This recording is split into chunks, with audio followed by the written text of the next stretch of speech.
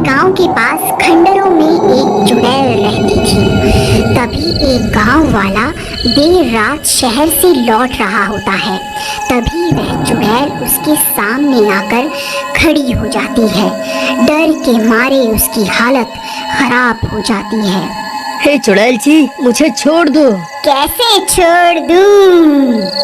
इतने दिनों के बाद तो कोई शिकार हाथ लगा है।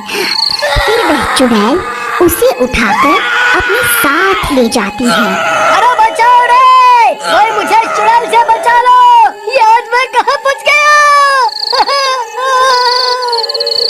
सब गांव वाले छुप छुप कर उस चुड़ैल को शिकार करते देख रहे होते हैं, लेकिन डर के मारे कोई भी अपने घर से बाहर नहीं निकलता और वह चुड़ैल उसे उठाकर अपने साथ ले जाती है। उसका बैल उस चुड़ैल का पीछा करने लगता है और पीछा करते करते जंगल में घुस जाता है। अरे ये सब क्या हो गया? ये बेवकूफ कन्हैया इतनी रात गए, आखिर बाहर कर क्या रहा था? इसे मैंने समझाया भी था कि रात को अपने घर से बाहर नहीं निकलना है। हे भगवान, अब क्या होगा? फिर अगला दिन होने पर सरपंच जी, कल रात तो वह चुड़ैल कन्हैया को उठाकर अपने साथ ले गई है। हमें कुछ न कुछ तो करना ही होगा। आखिर हम सब कब तक यूं ही अपने अपने घरों में छुपे रहेंगे? बात तो तुम सही कहते हो शिवा, लेकिन हम उस चुड़ैल का सामना कैसे करें? भाई, हम उस चुड़ैल का सामना नहीं कर सकते, लेकिन अगर उससे भी बड़ा और ज्यादा डरावना भूत उसके सामने आ जाए तो वह चुड़ैल जरूर डर के मारे हमारा गांव छोड़ के भाग जाएगी। पप्पू भाई, मुझे लगता है तुम्हारा दिमाग खराब हो गया है जो ये बहकी बहकी बातें कर रहे हो। अब हम उससे भी डरावना भूत कहाँ से लाए भला? अरे शिवा भाई, मेरे पास एक तरकीब है। अगर हम एक भूत का मुखौटा पहनकर उस चुड़ैल के सामने आ जाएं, तो वह चुड़ैल जरूर डर के मारे भाग जाएगी। तुम्हारी इस तरकीब में बहुत खतरा दिखाई दे रहा है। उस चुड़ैल का सामना करने की हिम्मत किसी में नहीं है। कोई है भाई जो भूत का मुखौटा पहनकर उस चुड़ैल का सामना कर सके? सब गांव वाले एक दूसरे की शक्ल देखने लगते हैं, लेकिन कोई भी उस चुड़ैल का सामना करने को तैयार नहीं होता। सरपंच जी, यह पप्पू हमेशा ही उल्टी सीधी तरकीब बताता है और खुद बच के निकल जाता है। मैं तो कहता हूँ अब की बार इसे ही मौका देना चाहिए। क्या भाइयों, मैंने सही कहा ना? अरे तेरा दिमाग खराब हो गया है क्या? मुझे क्यों फंसवा रहा है? भाई, मेरा काम सिर्फ तरकीब बताना है, बाकी तुम गांव वाले देख लो कि क्या कर रहा है। मुझे सब में मत घसीटो। देखो पप्पू, मोहन सही कह रहा है। ये तुम्हारी ही तरकीब है, इसलिए इसे अंजाम भी तुम ही दोगे। अरे भाई, मुझे क्यों बलि का बकरा बना रहे हो? तुम सबको कोई और नहीं मिला क्या है?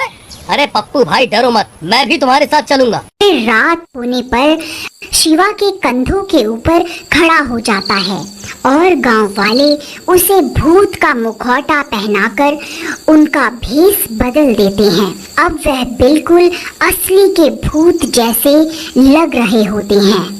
अरे वाह भाई पप्पू, तुम तो बिल्कुल असली के भूत लग रहे हो। वह चुड़ैल तो तुम्हें देखते ही डर जाएगी।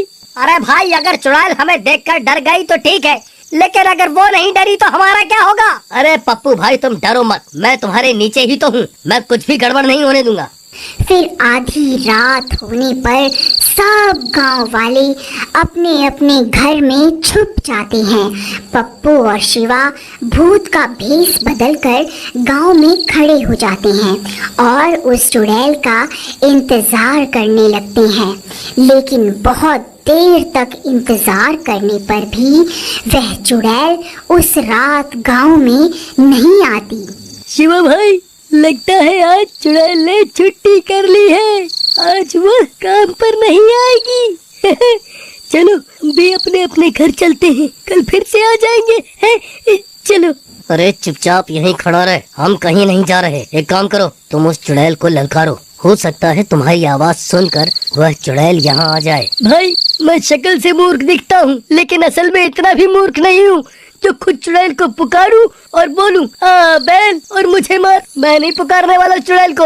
अरे यार, ये किस डरपोक को सरपंच ने मेरे साथ यहाँ भेज दिया। ठीक है, मैं ही पुकारता हूँ उस चुड़ैल को। चुड़ैल, कहाँ है तू? देख, तेरा काल यहाँ खड़ा हुआ है। कहाँ छुप कर बैठी है? बाहर निकल, ये मेरा इलाका है। अरे मर गए रे। अरे नास मिटे, चुप कर जा, नहीं तो तेरी अम्मा सच में यहाँ आ जाएगी।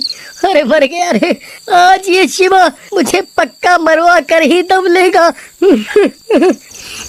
तभी डरावनी आवाजें आने लगती हैं और वह चुड़ैल उन्हें सामने से आती हुई दिखाई देती है।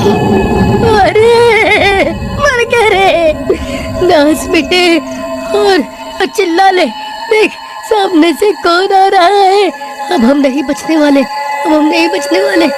अरे डरपोक, रोना बंद कर, नहीं तो उस चुड़ैल को हमारे ऊपर शक हो जाएगा। ए, कौन है तू? तू यहाँ क्या कर रहा है? ये पूरा इलाका मेरा है। अभी के अभी यहाँ से चला जा, नहीं तो तेरा सर धड़ से अलग कर दूंगी। अरे चुड़ैल, आज से इस गांव पर मेरा कब्जा है। तू चुपचाप यहाँ से चली जा, नहीं तो आज तेरी जिंदगी का आखिरी दिन होगा। तू मुझे ललकारता है? तेरी इतनी हिम्मत? अरे शिवा भाई, मैं तुम्हारे हाथ पैर जोड़ता हूँ, कृपा करके इस चुड़ैल को मत ललकारो। हम इससे माफी मांग लेते हैं, नहीं तो ये हमें जिंदा नहीं छोड़ेगी। अरे चुड़ैल जी, आप ही सर्वशक्तिमान हैं, मुझसे बहुत बड़ी गलती हो गई। ये सारा इलाका आप रख लो, मैं कहीं और चला जाऊंगा। अरे मूर्ख, ये क्या कर रहा है? सारे किए कराए पर पानी क्यों फेर रहा है? अभी के अभी चुप कर जा। चुड़ैल, तुझे क्या लगा मैं तुझसे डर जाऊंगा? तू अभी के अभी ये गांव छोड़कर चली जा। रुक, अभी तुझे बताती हूँ। शिवा भाई, जल्दी यहाँ से भागो, वो चुड़ैल हमारी ओर ही आ रही है।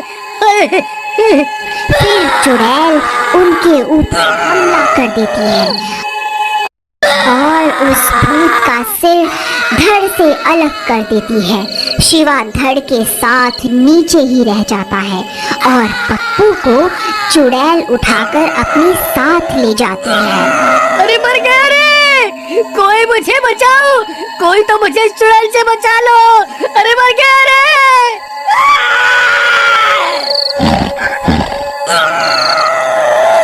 फिर ये सब देखकर सब गांव वाले वहां पहुंच जाते हैं। अरे तुम्हारा नाश मिटे, तुम सबने मिलकर मेरे भोले भाले पति को बलि का बकरा बना दिया। नहीं नहीं भाभी जी, ऐसा नहीं है, आप ऐसा मत कहिए। क्यों रे शिवा, तू तो बड़ा चालाक निकला, खुद तो नीचे खड़ा हो गया और मेरे पति को मरने के लिए ऊपर खड़ा कर दिया, ताकि अगर चुड़ैल हमला करे तो मेरा पति ही मरे और तुम बच जाओ। देखो सरपंच जी, मैं कुछ नहीं जानती, कुछ भी करो लेकिन मेरे पति को वापस लाओ, नहीं तो मैं भूख हड़ताल पर बैठ जाऊंगी। फिर सब गांव वाले मिलकर उस चुड़ैल का पीछा करते करते जंगल में घुस जाते हैं।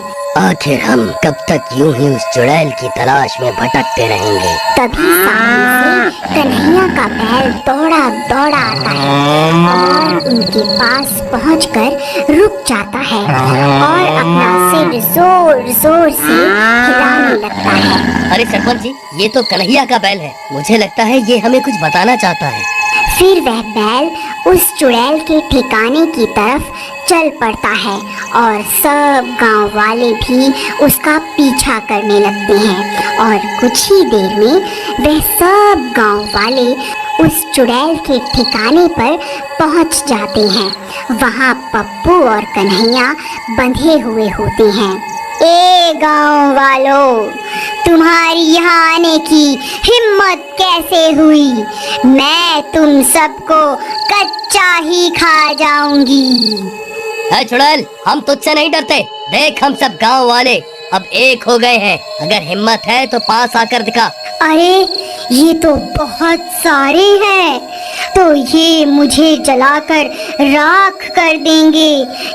फिर वह चुड़ैल वहां से भाग जाती है और गांव वाले कन्हैया और पप्पू को आजाद करवा लेते हैं।